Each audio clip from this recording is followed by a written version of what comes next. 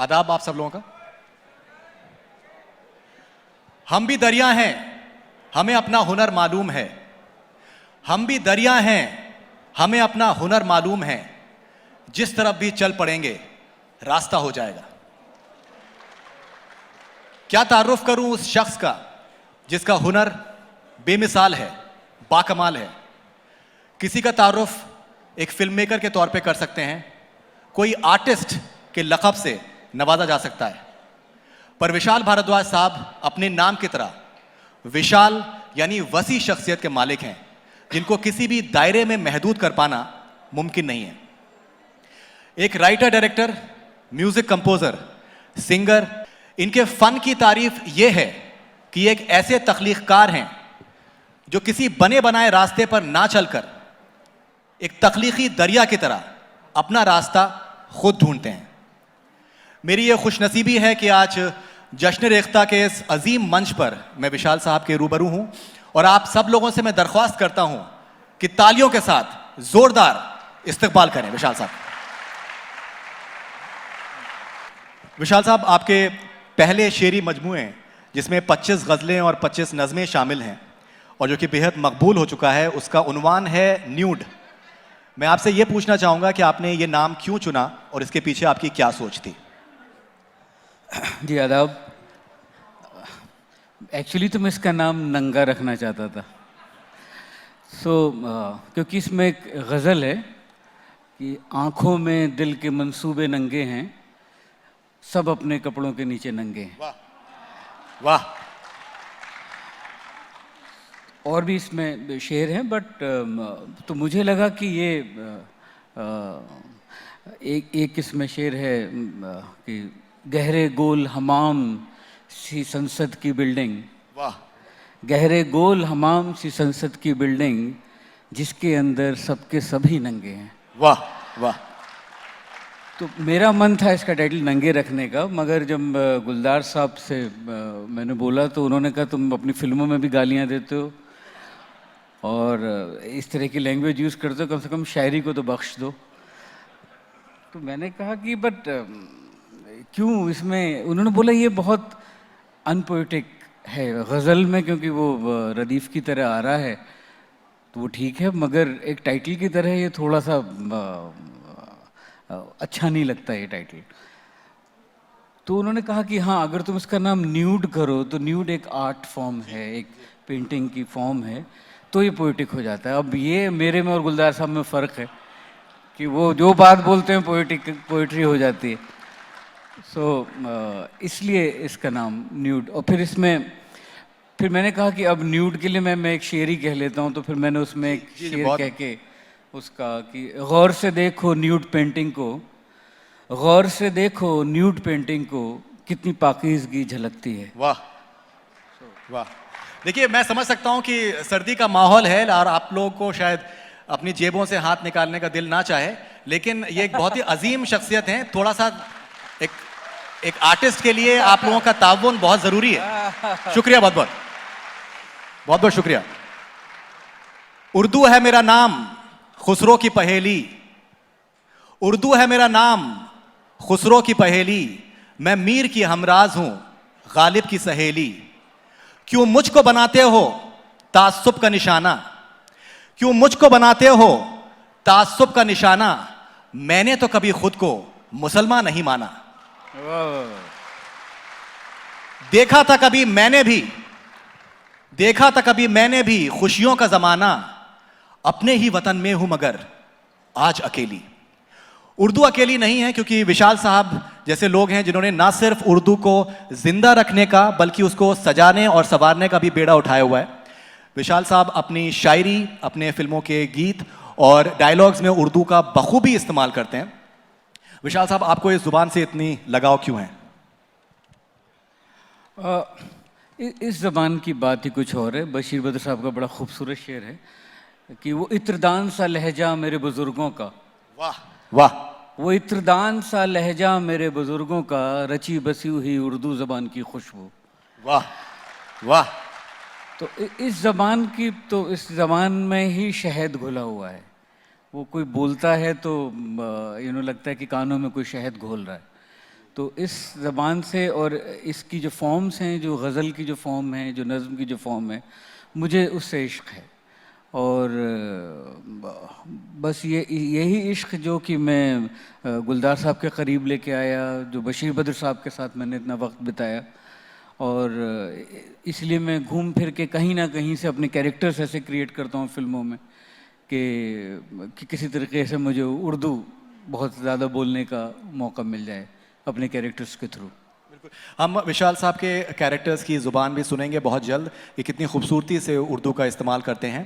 पर उससे पहले एक विशाल साहब की एक गज़ल है, उसका एक कमाल का शेर है, तवज्जो चाहूँगा आप लोग सुने, उसके बाद सवाल पे आऊँगा। दिन का भारी ट्रक तो मेरे सीने से होकर गुजरा, दिन का भारी ट्रक तो मेरे सीने से होकर गुजरा, शब की खामोशी भी आखिर कुचल के मुझको गुजर गई। दिन का भारी ट्रक तो मेरे सीने से होकर गुजरा, शब की खामोशी भी आखिर कुचल के मुझको गुजर गई। विशाल साहब, आपकी शायरी में ये देखा गया है कि आपकी मंजर कशी या इमेजरी बेहद जदीद है। आपके वहाँ इबाम यानी एब्स्ट्रैक्शंस और मावराई यानी इंटेंजिबल को ऑब्जेक्टिफाई किया गया है, जो कि आपकी शायरी को एक नया जामा पहनाते हैं।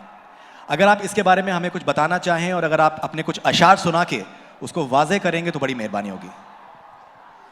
जी हाँ, क्योंकि मैं आई थिंक मेरा प्रोफेशन भी इमेजेस का बाद में ज़्यादा हुआ एज ए फिल्म मेकर, और मुझे उन इमेजेस का बहुत असर होता है। जैसे शाम की जो उदासी है या सुबह की जो ताजगी है वो, और उसको सिर्फ आई थिंक शायरी में ही बयान किया जा सकता है या सिर्फ अंदर फील किया जा सकता बिल्कुल है। बिल्कुल, उसको और किसी मीडियम में आप दिखा नहीं सकते हैं उस फीलिंग को, उसको। तो और शायरी मुझे विरासत में भी मिली, मेरे फादर पोएट थे राम भारद्वाज जी। जी। तो हालांकि मैं काफ़ी वक्त तक मैं इन क्लोजेट पोइट रहा, मुझे बहुत शर्म आती थी अपने ये कहने में कि मैं शायरी भी करता हूँ, और बहुत वक्त तक मैं छुपा रहा उसमें। कभी कभार गुलजार साहब को सुना देता था, वो भी ओवर ड्रिंक, अगर उनकी वो थोड़ी हिम्मत आ जाती थी एक आध पैक के बाद तो मैं उन्हें सुना देता था, वो बड़ी तारीफ कर देते थे। फिर मुझे लगा कि वो शायद दिल रखने के लिए कर देते हैं कुछ, यू नो। पर एक वक्त के बाद उन्होंने मुझे बोलना शुरू किया कि तुम अपनी किताब छपवाओ, और मुझे लगा ये अभी भी ऐसे ही बोल रहे हैं। बट फिर उन्होंने मुझे एक अल्टीमेटम दिया कि इस फलां तारीख तक तुमको ये किताब मुझे पूरी करके देनी है। तो मैं जब छांटने बैठा तो 50 भी पूरी नहीं होती थी, वो 40 पे रह जाती थी, कभी 35 रह जाती थी, क्योंकि मुझे सब कुछ ख़राब लगने लगता था कि कोई पढ़ेगा तो। पर फिर फाइनली जैसा कच्चा पक्का जैसा भी था, मैंने उसको बाहर निकाला। नहीं, मैं आप सब लोगों से गुजारिश करूंगा, आप लोग न्यूड विशाल साहब का शेरी मजमूआ ज़रूर पढ़ें। और आई थिंक आज के दौर में जिस तरीके की शायरी लिखी जा रही है उसमें बहुत ही उम्दा कलाम आपको पढ़ने को मिलेगा। कुछ आप सुनाना चाहेंगे? नहीं, आप बताइए क्या सुनाऊं मैं, आपने पढ़ा है। अगर आप कुछ भी आप अगर सुनाना चाहें, कोई आप गज़ल, या फिर मेरी फरमाइश है, एक विशाल साहब ने एक बहुत ही कमाल की एक नज़्म लिखी है, मैं, अगर आप मैं सुनाना चाहें प्लीज़। उस नज़्म का एक किस्सा भी है। जब हम लोग हैदर शूट कर रहे थे तो एक उसमें सीन है जहाँ पे इरफान साहब और जिन्होंने हैदर के फादर का रोल किया, नरेंद्र झा, जो अब नहीं है हमारे बीच, उनका एक सीन था कि वो दोनों टॉर्चर करने के लिए उनको बांधा हुआ है ऊपर से, और जहाँ पे वो नरेंद्र जो कैरेक्टर हैं वो पूछते हैं उससे कि तुम शिया हो या सुन्नी हो। तो वो जो सीन लिखा हुआ था वो बहुत ही छोटा सा, कोई 2-3 लाइन का डायलॉग था। तो जब हम शूट करने लगे और उस वक्त टेम्परेचर भी बहुत लो था वहाँ पे, कश्मीर में शूट हुए, श्रीनगर में हम लोग कोई -8 -10 में, और कहीं नीचे एक तहखाना जैसा था जहाँ शूट कर रहे थे। तो इरफान मेरे पास आया और उन्होंने कहा कि मुझे एज कैरेक्टर मुझे लग रहा है कि मुझे इसमें कुछ और लाइनें चाहिए। तो मैंने उन्हें कहा कि पर इसको अगर और कुछ कहा तो ये शायरी लगने लगेगी। तो उन्होंने कहा कि तो शायरी कर दीजिए, तो नज़्म ही कर लेते हैं इसमें।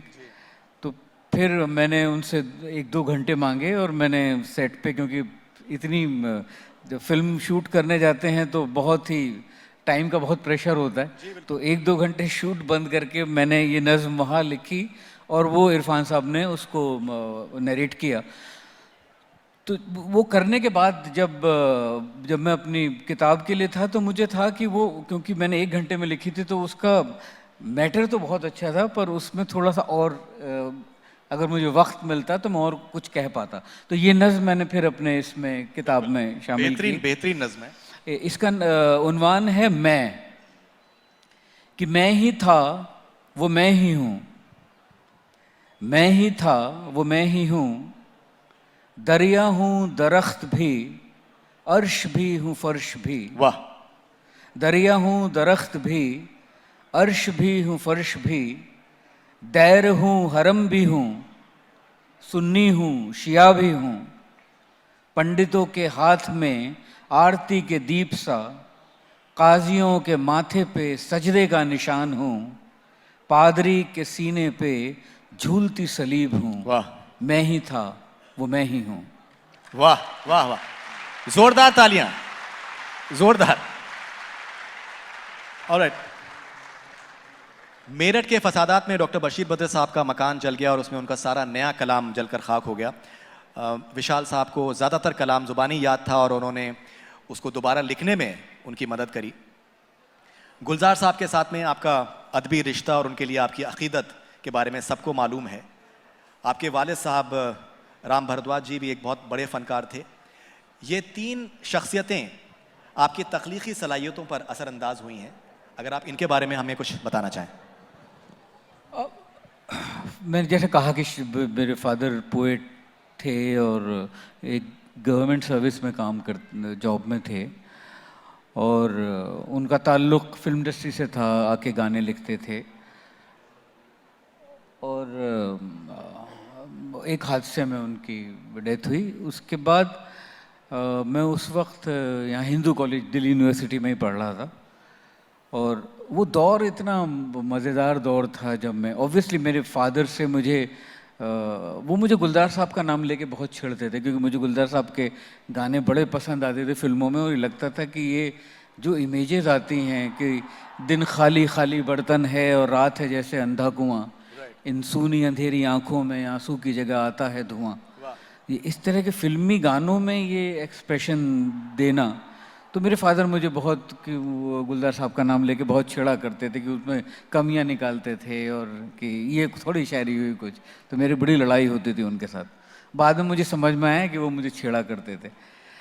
उसके बाद मैं यहाँ उनकी डेथ के बाद मैं कॉलेज में यहाँ सेकेंडरी में था, और वो दौर इतना मज़ेदार था। उस वक्त गज़ल जो थी वो दोबारा हमारे देश में ऊपर आ रही थी, और जगजीत सिंह साहब और मेहंदी हसन साहब, गुलाम अली साहब, they were like the rock stars. तो गज़ल ने एक, और कॉलेजेस में जो कॉन्सर्ट्स होते थे वो सब गज़लों के हुआ करते थे। वहाँ मुझे पहली बार मैंने बशीर बद्र साहब का शेर पढ़ा।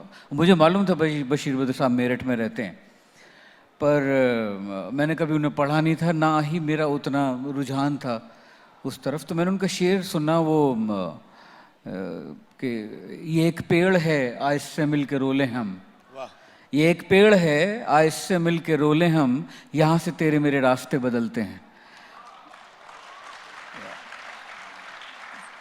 उदास आँखों से आंसू नहीं निकलते हैं, उदास आँखों से आंसू नहीं निकलते हैं, ये मोतियों की तरह सीपियों में पलते हैं। वाह वाह। तो वो सुन के मैं बशीर साहब से, मेरी सिस्टर और बशीर साहब की जो बेटी सबा हैं, वो दोस्त एक स्कूल में पढ़ा करती थी, तो एक ही किताब थी बशीर बद्र साहब के पास, और वो किताब सबा ने मुझे एक रात के लिए दी। तो वो किताब मैंने आके रात भर अपने हाथ से लिखी, और फिर बशीर बद्र साहब की शायरी मुझे पूरी ज़बानी याद थी, और मैं उनसे मिलने लगा। और उस वक्त एक मेरठ में जो राइट्स थे वो एकदम से छींक के ऊपर एक राइट हो जाया करते थे, और वो 19 आई थिंक 85 या 86 की बात है, और वो उस हादसे में बशीर बद्र साहब का घर जला दिया गया, जिसके बाद उन्होंने एक बड़ा खूबसूरत शेर कहा था। अब वो शेर याद आ गया तो पहले शेर सुनाता हूँ फिर वाकया सुनाता हूँ। बिल्कुल बिल्कुल। कि लोग टूट जाते हैं एक घर बनाने में, वाह लोग टूट जाते हैं एक घर बनाने में, तुम तरस नहीं खाते बस्तियां जलाने में। वाह वाह वाह। तो बशीर बद्र साहब बहुत डिप्रेशन में चले गए उसके बाद, जाहिर सी बात है। तो उस वक्त तब तक मैं उनके काफ़ी क्लोज आ चुका था, काफ़ी 2-1 साल मैं हर शाम उनसे मिलने जाया करता था। तो उस वक्त सिर्फ 2 लोगों को मिलने की इजाज़त हुआ करती थी, एक मैं और एक भंडारी साहब थे 70 साल के। तो मैं 20 साल का था, भंडारी साहब 70 साल के, हम दोनों मिला करते थे। और उस हादसे में और एक जो बड़ी अजीब सी बात हुई थी कि जो उनकी जो नई गज़लें उन्होंने लिखी थी वो सारी गज़लें उसमें जल गई थी।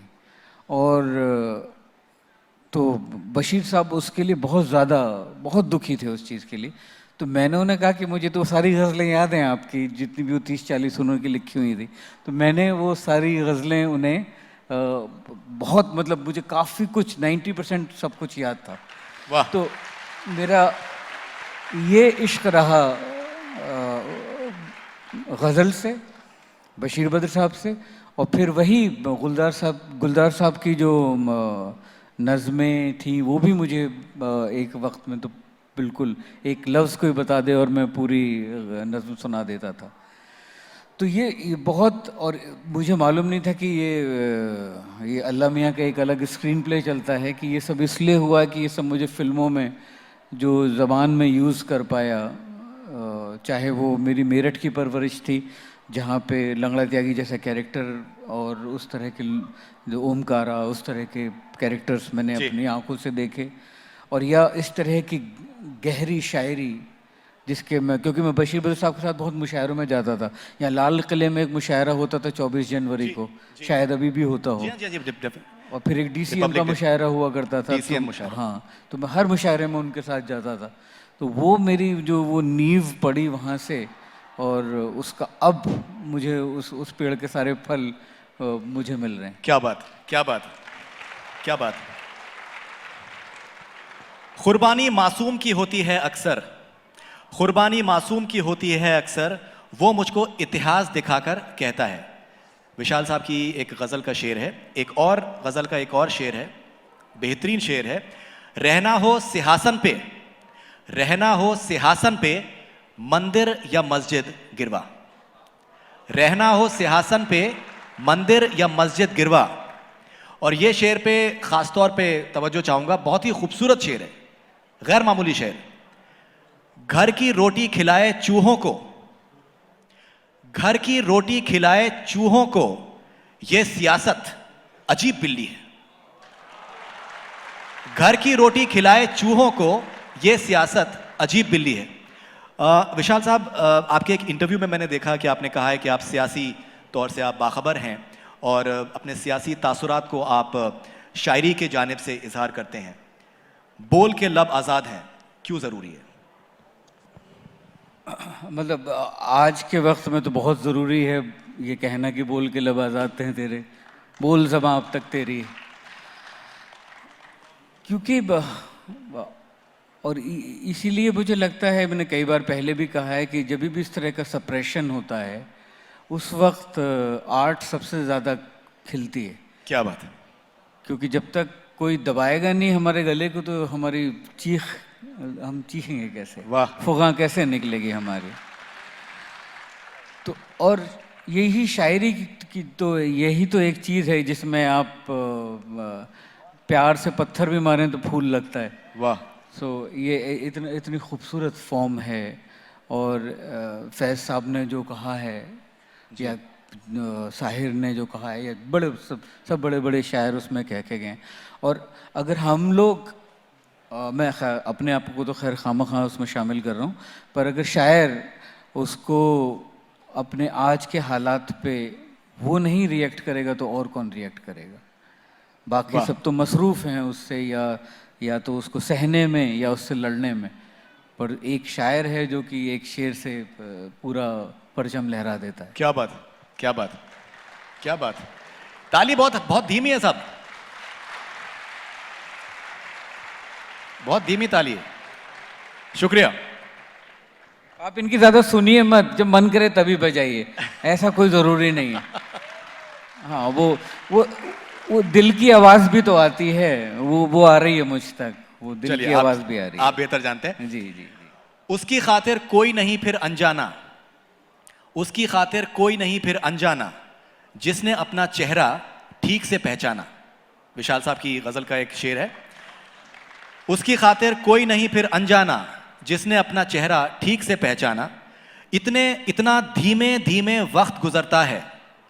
इस शेर को तवज्जो चाहूंगा, बहुत ही बेहतरीन कमाल का शेर है कि इतना धीमे धीमे वक्त गुजरता है, कोई अहमक जैसे सुनाए अफसाना। इतना धीमे धीमे वक्त गुजरता है, कोई अहमक जैसे सुनाए अफसाना। आने वाले हो तो एक गुजारिश है, आने वाले हो तो एक गुजारिश है, जल्दी वापस जाना हो तो मत आना। आने वाले हो तो एक गुजारिश है, जल्दी वापस जाना हो तो मत आना। विशाल साहब, आप एक गैर मामूली म्यूज़िक कंपोज़र हैं। जब मैं आपकी शायरी पढ़ रहा था, आपकी गज़लों और नज़मों में, मुझे एक एहसास हुआ कि आपके वहाँ एक बहुत ही नेचुरल सा रिदम और मीटर का सेंस है। क्या ये आपकी म्यूज़िक कंपोज़र होने की देन है? मतलब कुछ तो होगा, पर मुझे लगता है कि वो शायरी के कायदे ऐसे हैं, जो बहर हैं, जो फ़ायतुन फ़लातुन, उसमें अपने आप ही एक तो ज़बान में ही वैसे म्यूज़िक है, उर्दू ज़बान में, ऊपर से वो जो बहर हैं वो इतनी ज़्यादा और उसके इतने मुश्किल कायदे हैं। तो मुझे वो मेरी ज़िद थी कि मैं कहूँगा तो बहर में कहूँगा, वरना मैं नहीं कहूँगा। वाह। तो जो गज़लें कहीं वो सब बहर में कहीं, इसलिए बहुत कुछ निकाल के फेंका कि जो बहर में आ नहीं रहा था और जो लगता था कि ये हो नहीं पाएगा मुझसे। तो म्यूज़िक का, हाँ, म्यूज़िक का मुझे बहुत फ़ायदा होता है, बहुत सिर्फ शायरी में नहीं, फिल्मों में भी बहुत फ़ायदा होता है, पर शायरी में डेफिनेटली, क्योंकि अब मुझे समझ में आता है कि जब मैं देखता था बहुत, बशीर साहब भी एक तरन्नुम में गाते थे, बहुत कमाल गाता। तो अब मुझे समझ में आता है कि वो क्यों एक ही तरन्नुम में, क्योंकि वो बहर जो होती है वो इतना आसान हो जाता है उसमें कहना कि अगर एक ट्यून आ गई तो अगर कोई लफ्ज़ बाहर जा रहा है अगर बहर से या अलग हो रहा है तो वो ट्यून में वो फिट ही नहीं होगा वो उसमें। तो इसलिए वो मुझे बहुत फ़ायदा हुआ, तो मैंने अपनी गज़लों के लिए बहुत उस म्यूज़िक को बहुत एक्सप्लॉइट किया। डेफिनेटली, अगर आप लोग जब ये न्यूड पढ़ेंगे विशाल साहब के मजमूए को, तो आप खुद से आपको एहसास होगा कि जो ख़ाफ़िया रदीफ़ का जो एक कॉन्सेप्ट है उर्दू गज़ल में, वो जिस नेचुरल तरीके से वो सारी उसमें एक म्यूज़िक आता है, वो आपको पढ़ने के बाद एहसास होगा। तो आपको न्यूड को ज़रूर पढ़ना चाहिए। विशाल साहब, आज फिल्म इंडस्ट्री में रुझान है आसान अल्फाज के इस्तेमाल करने का, जो कि आवाम के बासानी समझ में आ सके। आपके फिल्मों के गाने गुलजार साहब लिखते हैं, आपके नगमों में खला, आबशार, बेकरां जैसे अल्फाज सुनाई देते हैं। आपने एक मुश्किल रास्ता चुना अपने लिए। आपका ज़रूरी है कि आपका सफ़र आसान नहीं रहा होगा। अगर आप थोड़ी रोशनी डालें। एक्चुअली वो मुझे नहीं लगा था कि वो रास्ता मुश्किल होगा, वो होता चला गया, क्योंकि आई थिंक आप वही कर सकते हैं जो आप अंदर से हैं। और ये बात मुझे बहुत पहले समझ में आ गई थी गिर गिर के, कि अगर मैंने जब भी कुछ दूसरा बनने की कोशिश की तो मैं हमेशा गिरा। तो मुझे लगा कि मैं जो मुझे अंदर से लगता है मैं वही करूँगा, और मुझे जो मैं अंदर से था वो शायद बहुत टेढ़ा मामला था, बहुत जटिल था मैं अंदर से। तो उस पर मैंने कॉम्प्रोमाइज़ किया नहीं, और जैसे आप बेकरां बोल रहे हैं या और भी बहुत गाने हैं जिसमें बहुत से झेलम में आपने जो इस्तेमाल किया है उर्दू का, एक गाना है रंगून फिल्म का, ये इश्क है, उसमें रूमी का जिक्र है, सूफी का जिक्र है, सुल्फे का जिक्र है, बहुत सी चीज़ों का उसमें बहुत गाढ़ा उसके अंदर कलाम है। मुझे लगता है कि अगर गाने में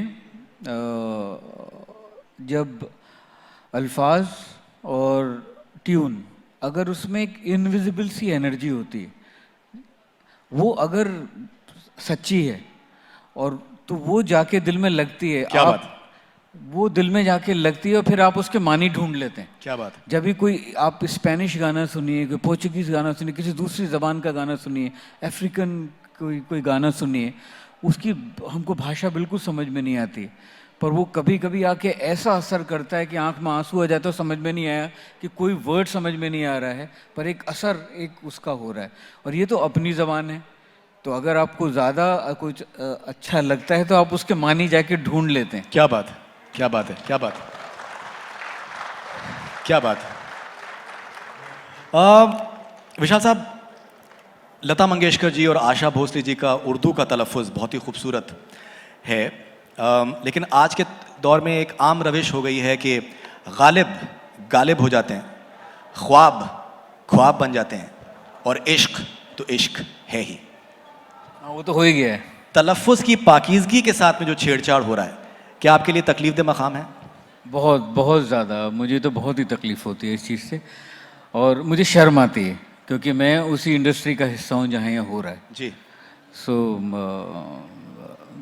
शेर है उनका, अहमद फराज साहब का है शायद, कि वो मेरा दोस्त है सारे जहाँ को है मालूम, दगा करे वो किसी से तो शर्म आए मुझे। वाह वाह वाह वाह। तो आई थिंक इसी प्लेटफॉर्म से मैं अपने जो म्यूज़िक कंपोज़र दोस्त हैं, मैं उनको ये कहना चाहता हूँ कि मुझे बड़ी शर्म आती है जब मैं ये चीज़ सुनता हूँ, और कान में तो जो असर होता है, जो मेरी जो रूह को जो तकलीफ़ होती है वो तो अलग है, पर ये एक चीज़ है, कम से कम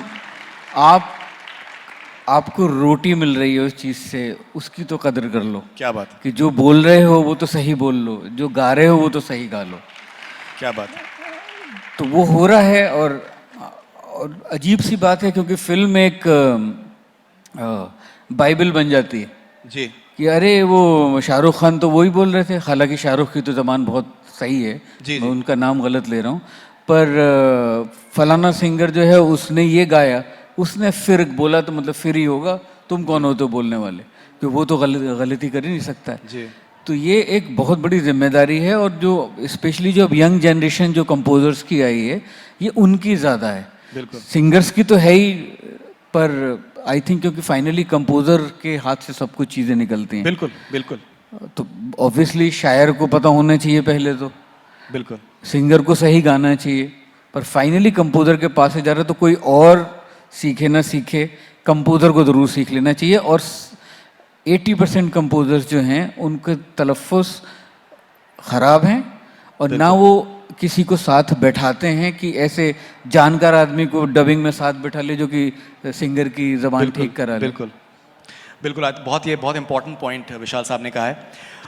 विशाल साहब, आपने शायरी की आपने बात करी फिल्मों में, ये देखने में आया कि फिल्मों में लिरिक्स के मयार गिरता जा रहा है। बहुत बार तुकबंदी को शायरी समझा जाता है, फौहश अल्फाज इस्तेमाल में आते हैं, तो फिल्मों में शायरी के गिरते मयार के बारे में अगर आप कुछ कहने चाहें।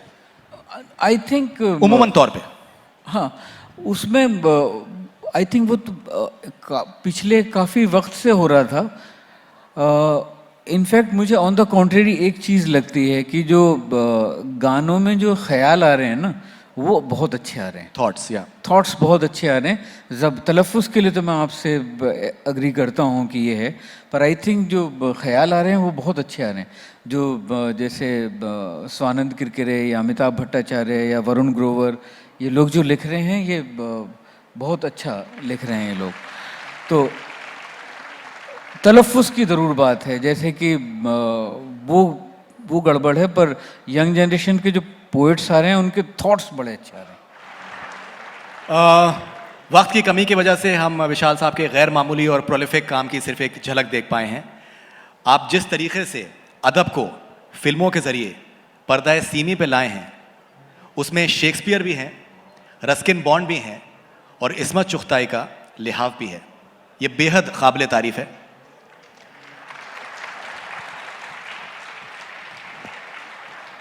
बिना किसी शको शुबे के ये कहना सही होगा कि हिंदुस्तान के नामवर डायरेक्टर्स जैसे गुरुदत्त साहब, बिमल रॉय साहब, राज कपूर साहब के साथ में विशाल भारद्वाज साहब का नाम भी दर्ज किया जाएगा।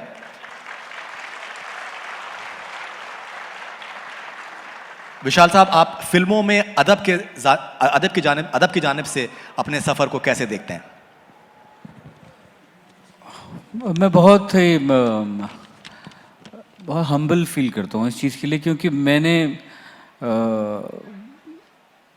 और ऊपर वाले का शुक्रिया भी अदा करता हूँ इस बात के लिए कि जब मैंने शेक्सपियर को मैकबेथ को लिया था, मुझे पता नहीं था कि मैं आग के शोले से खेल रहा हूँ। मुझे था कि ठीक है, कौन देखेगा, कौन पहचानेगा, कौन जानेगा। और फिल्म इंडस्ट्री के अंदर बहुत अदब को लेके कुछ ज़्यादा ही वो होता है कि मेरी जैसे स्क्रिप्ट थी उसके ऊपर लिखा था कि based on William Shakespeare's Macbeth. तो मेरे एक फाइनेंसर दोस्त थे, उन्होंने बोला कि तुम्हें कोई पैसा नहीं देगा, प्लीज़ शेक्सपियर का नाम हटाओ इसके ऊपर से। क्योंकि जहाँ भी अदब की बात आती है, लिटरेचर की बात आती है, तो सबसे पहले ये चीज़ होती है कि बोरिंग होगा। और ये एक पूरा एक जनरल आई थिंक आइडिया आवाम का भी है कि अगर कोई लिटरेरी बात करनी है, कोई लिटरेचर से जुड़ी हुई चीज़ है तो बोरिंग होगी, जो कि ऐसा बिल्कुल नहीं है। बिल्कुल नहीं। तो उसके बाद जब मैकबेथ, वो भी मैंने एक्सीडेंटली पढ़ा कहीं, और मुझे, क्योंकि स्कूल कॉलेज में जब शेक्सपियर पढ़ते हैं तो शेक्सपियर बहुत डराते हैं, तो उस वक्त तो समझ में नहीं आया था और ना ही वो उम्र होती उस चीज़ को समझने की। मैंने जिस उम्र में आके पढ़ा, मुझे लगा वो सही वक्त था मेरे लिए शेक्सपियर को पढ़ना। और उसके बाद मुझे ये भी था कि जैसे मुझे अंडरवर्ल्ड जॉनर बहुत फैसिनेटिंग लगता था एज ए फिल्म मेकर। और साथ में मुझे ये भी उसका एहसास था इस बात का कि यूजुअली अंडरवर्ल्ड की फिल्मों में गैंग वॉर या किलिंग्स इसके ऊपर ख़त्म होती हैं, या राइवलरी के ऊपर ख़त्म होती है, दुश्मनी के ऊपर ख़त्म होती है, किसी ने किसी को मार दिया।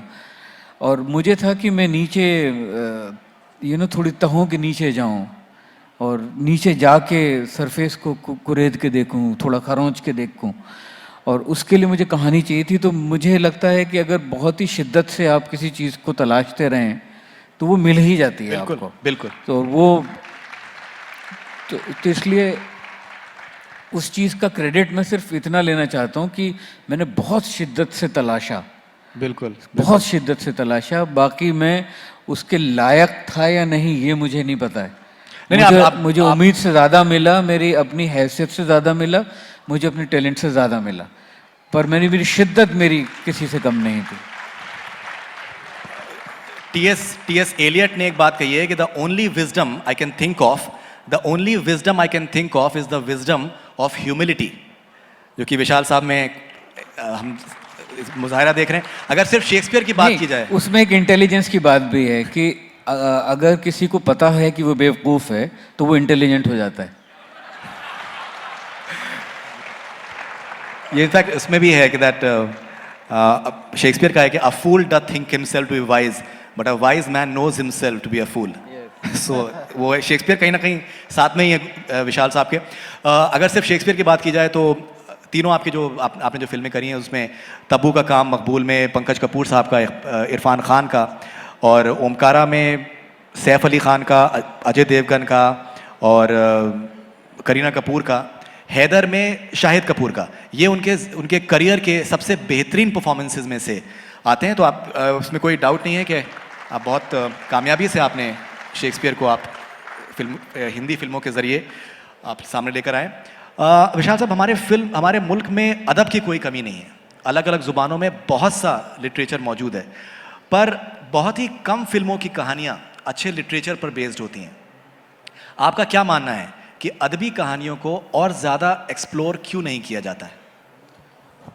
उसका एक रीज़न तो मैंने आपको बताया कि उसका अदब का नाम आते ही लगता है कि कोई चीज़ एंटरटेनिंग नहीं होगी, जो कि गलत है, पर अब तो हो रहा है। आई थिंक मंटो आई अभी पिछले साल, जी, नंदिता दास। और शेक्सपियर के ऊपर और भी चीज़ें आई। आप बंगाल में देखिए, बंगाल में रोमियो एंड जूलियट के ऊपर अपर्णा जी ने बनाई फिल्म, फिर जूलियस सीजर के ऊपर जुल्फिकार करके एक फिल्म बनी। तो अब मेरे ख्याल से अदब के ऊपर काम हो रहा है। लेकिन शायद उतना नहीं हो रहा है विशाल साहब जितना हमारे वहाँ अदब की का भरमार है, खजाना है। मेरे ख्याल से और बहुत कुछ हो सकता है ऐसा। और मुझे लगता है वो शाहिर के गाना था, उतना ही उपकार समझ कोई जितना साथ निभा दे। बड़ा खूबसूरत है, कोई ना संग मरे जी, मन रे तू काहे न धीर धरे। ऑलराइट। विशाल साहब, आप जैसा तख्लीकी दिमाग, जाहिर सी बात है कि ज़्यादा दिनों तक खाली नहीं रह सकता है। आपके आगे आने वाले काम से हम क्या तवक्को कर सकते हैं, और आप क्या नया देखने को या पढ़ने को मिलेगा? और अगर आप कुछ अपना नया कलाम हमको आज सुना सकें और यहाँ पर मौजूद इस सामईन को अगर आप सुना सकें तो बड़ी मेहरबानी होगी आपकी। फिल्म में अभी तो मैं एक अभी नहीं कर रहा हूँ, पर मैं शायद एक वेब सीरीज़ करने वाला हूँ। वो बहुत ही खूबसूरत काम है,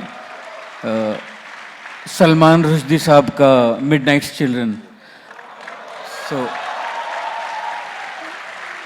तो मुझे लगता है कि मैंने ज़िंदगी में जितने भी अच्छे कर्म अपने किए थे उसका अब आके मुझे फल मिला है कि मुझे चुना गया मिडनाइट्स चिल्ड्रन के लिए। तो मैं उसके लिए बहुत बहुत ज़्यादा एक्साइटेड हूँ। बाकी मैं गज़लें, नज़में थोड़ी थोड़ी कहने की कोशिश कर रहा हूँ, क्योंकि अब मैं थोड़ी अपनी शर्म से बाहर आया हूँ। नहीं, आप यहाँ पर बैठे सब लोग इस बात से इत्तेफाक रखेंगे कि आपकी शायरी में एक बहुत एक नयापन है, और आई एम श्योर कि सब लोग सुनना भी चाहेंगे। तो प्लीज़ आप शर्माइए मत। और जी जी,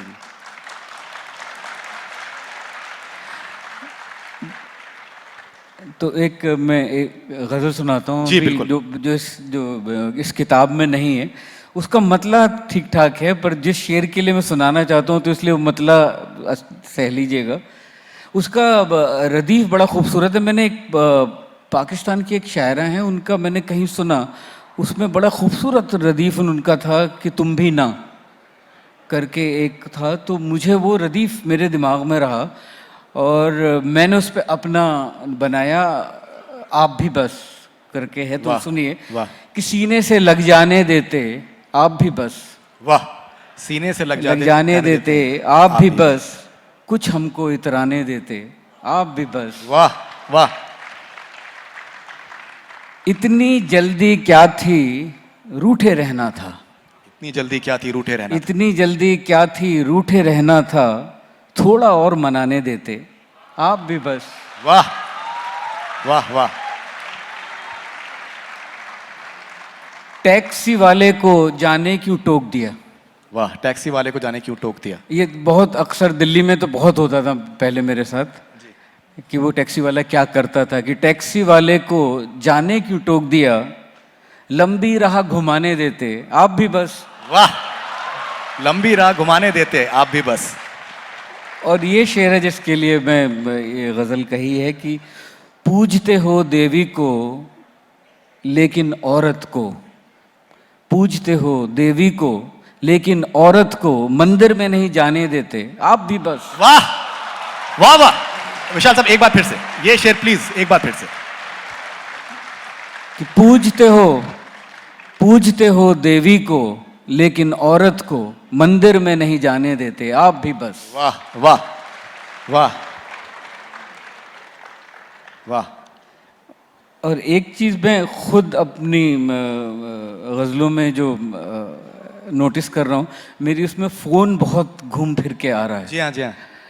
तो जो कि आज का है कि फ़ोन इतना हिस्सा बन गया है, लगता है कि अब हमारे शरीर से कुछ सालों बाद पैदा होके साथ में ही निकलेगा शायद।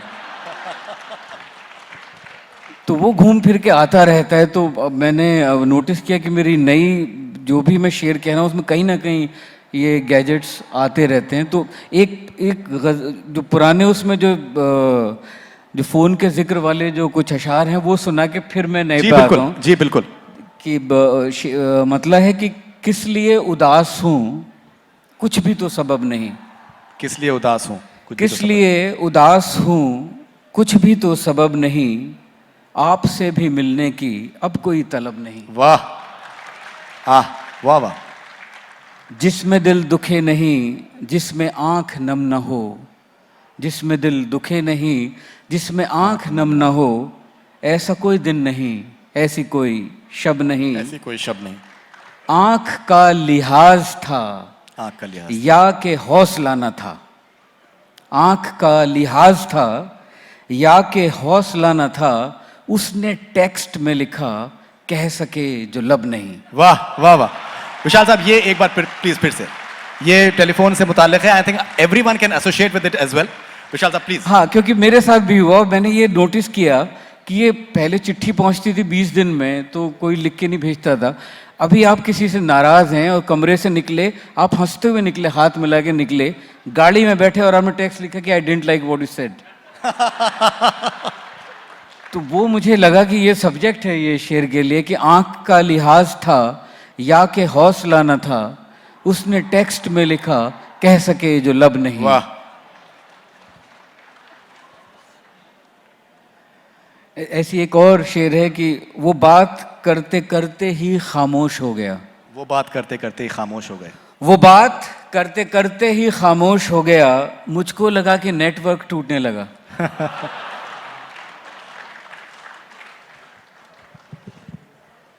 और एक है रात भर नेट पे दिल को थामे हुए, अपने इनबॉक्स का चेहरा तकता रहा। वाह। रात भर नेट पे दिल को थामे हुए, अपने इनबॉक्स का चेहरा तकता रहा, एक ईमेल आने की उम्मीद में जुगनुओं की तरह जलता बुझता रहा। वाह। धूप निकली मगर फीकी फीकी लगी, वाह। जैसे कल फोन पे तेरी आवाज थी। वाह। धूप निकली पर धूप फीकी- निकली मगर फीकी फीकी लगी, जैसे कल फोन पे तेरी आवाज थी। सर्दी इतनी नहीं थी मगर फिर भी एक कपकपी सी रही, मैं सिहरता रहा। वाह। कपकपी सी रही, मैं सिहरता रहा। अब ऐसी और एक चीज आती है जो हम कि तुमसे मिलना नामुमकिन है, फिर क्यों जाने गूगल पे। तुमसे मिलना नामुमकिन है। नामुमकिन है, फिर क्यों जाने गूगल पे, ढूंढते हैं कि अब निकले तो कब तेरे घर पहुंचेंगे। वाह। गूगल मैप्स के लिए आई थिंक इससे बेहतर इश्तेहार कोई नहीं हो सकता। तो एक है, मन करता है कि इस फीलिंग का कि अच्छा अब मिलना तो है नहीं, पर फिर भी देख लेते हैं इतने वक्त में तो पहुंच ही जाएंगे। क्या बात है, क्या जी। बात है।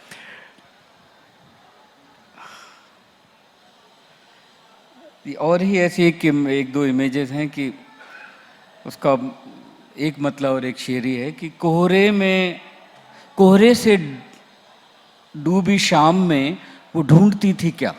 कोहरे से डूबी शाम में वो ढूंढती थी क्या।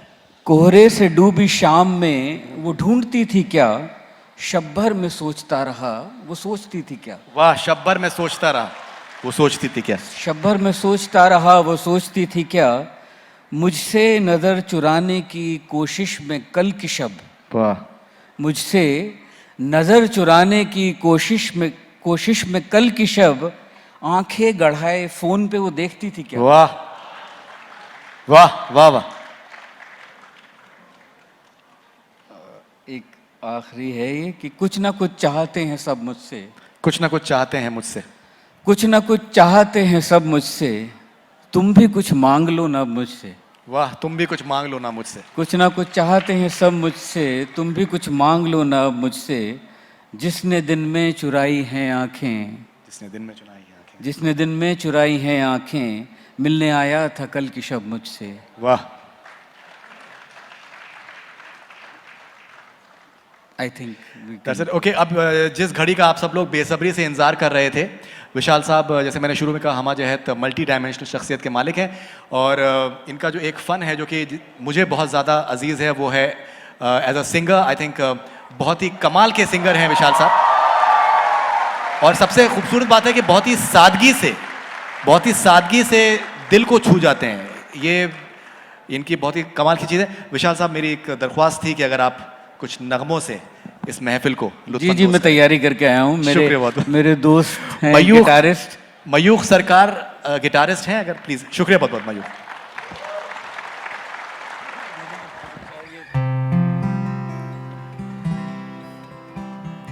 ये इश्क है,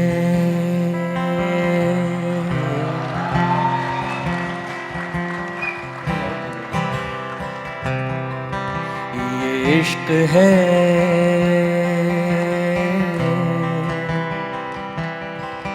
ये इश्क है, ये इश्क है। सूफी के सुल्फे की रू रू रू रू रू लौट के कहती है ला ला ला ला। आतिश ये बुझ के भी जलती ही रहती है। ये इश्क है, ये इश्क है, ये इश्क है, ये इश्क है।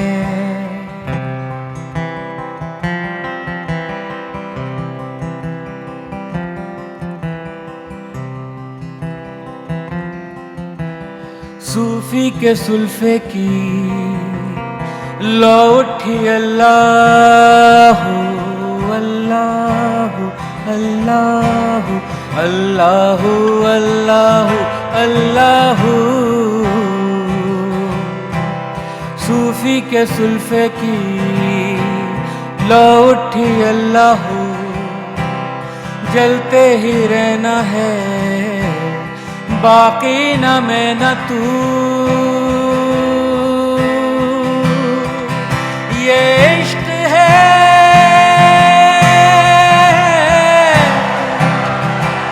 ये इश्क है,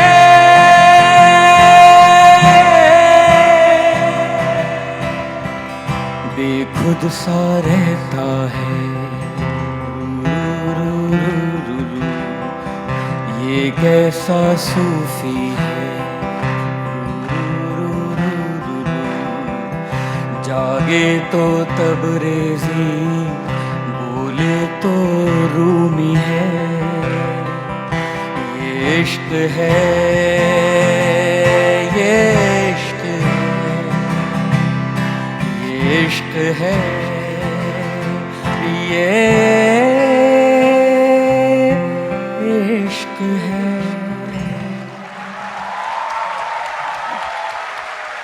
अभी कौन था?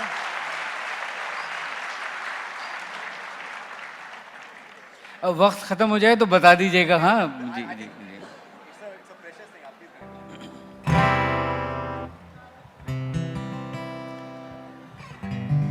क्या करे जिंदगी, इसको हम जो मिले, इसकी जान खा गए, रात दिन के गिले, रात दिन गिले। मेरी आरज़ू कमीनी, मेरे ख्वाब भी कमीने। एक दिल से दोस्ती थी, ये हुजूर भी कमीने। क्या करे जिंदगी, इसको हम जो मिले, इसकी जान खा गए, रात दिन के गिले। कभी जिंदगी से मांगा, पिंजरे में चांद ला दो, कभी लालटेन देके कहा आसमां पे टांगो। कभी जिंदगी से मांगा, पिंजरे में चांद ला दो, कभी लालटेन देके कहा आसमां पे टांगो, जीने के सब करीने थे हमेशा से कमीने, कमीने कमीने कमीने कमीने, मेरी दोस्ती कमीने, मेरे यार भी कमीने, एक दिल से दोस्ती थी, ये हुजूर भी कमीने।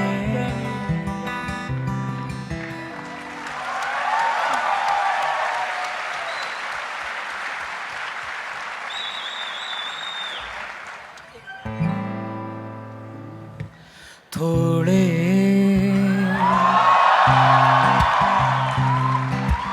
थोड़े भीगे भीगे से थोड़े नम हैं हम,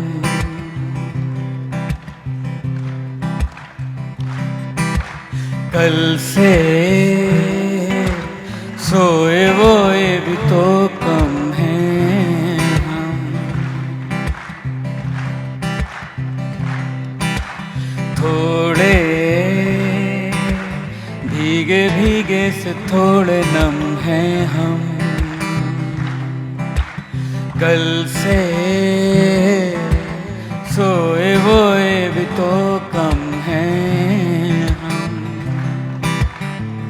दिल ने कैसी हरकत की है पहली बार, मोहब्बत की है आखिरी बार, मोहब्बत की है पहली बार, मोहब्बत की है आखिरी बार, मोहब्बत की है। आँखें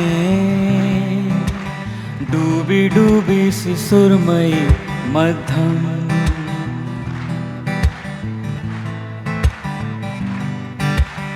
झीलें पानी पानी है बस तुम और हम,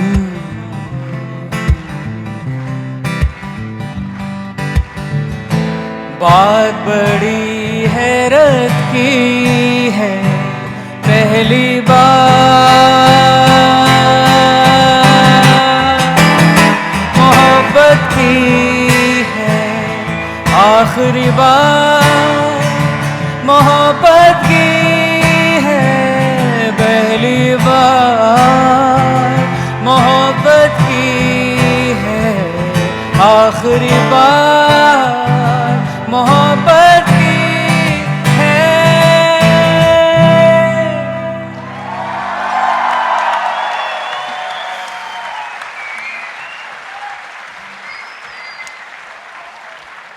कायदे से तो वैसे इस हाई नोट पे ख़त्म करना चाहिए, पर आई थिंक यहाँ हम उर्दू के जश्न के लिए बैठे हैं, तो एक बहुत ही नाजुक सी चीज़ है, मेरा 30 साल पुराना कॉम्पोजिशन है, और वो शायरी ऐसी है कि वो मैं यहाँ से शुरुआत करना चाहता हूँ उसको शेयर करने की। बहुत ठहरा हुआ, बहुत रुका हुआ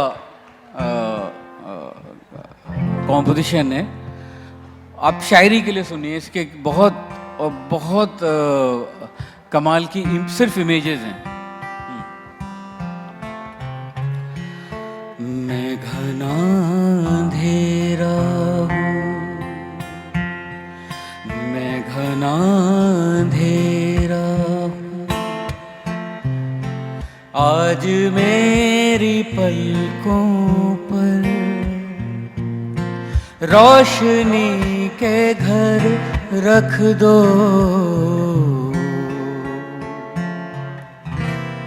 खुशबुओं से नहला दो, खुशबुओं से इन सुलगती आँखों पर तितलियों के पर रख दो,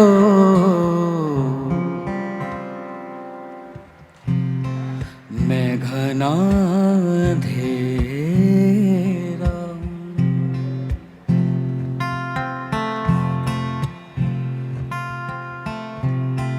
मेरा तन दरख्तों में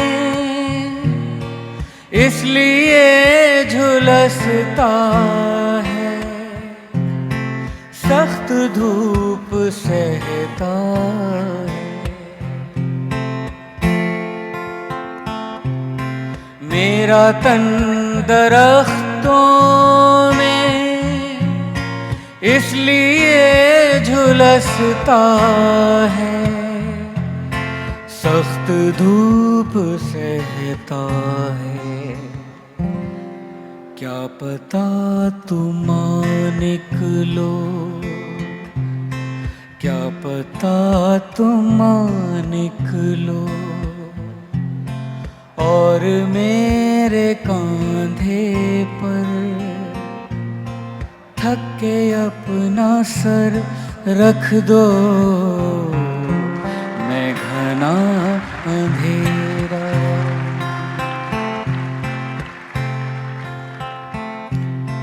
चाहे कोई मौसम हो, दिन गई बहारों के, फिर से लौट आएंगे।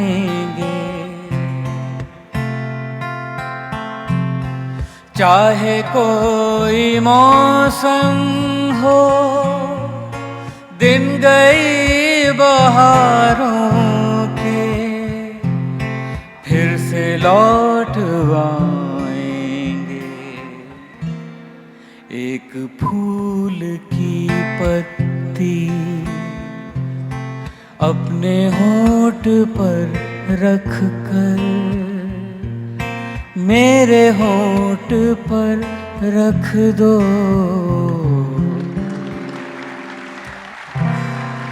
मैं घना अंधेरा हूँ। आज मेरी पलकों पर रोशनी के घर रख दो, खुशबुओं से नहला दो, खुशबुओं से नहला दो। इन सुलगती आँखों पर तितलियों के पर रख दो।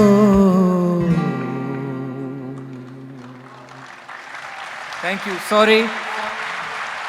मेरे ख्याल स्टैंडिंग ओवेशन होना चाहिए। अरे नहीं, आप लोग थोड़ा सुर कई जगह खराब हुआ होगा मेरा, क्योंकि मुझे यहाँ गाने के लिए मैं नहीं आया था, उसके लिए माफ़ी, क्योंकि YouTube पे बहुत ज़िंदगी भर तक रहेगा, तो ये साथ में ज़रूर लगा दीजिएगा। बहुत बहुत शुक्रिया आप सब लोगों का। Thank you so much.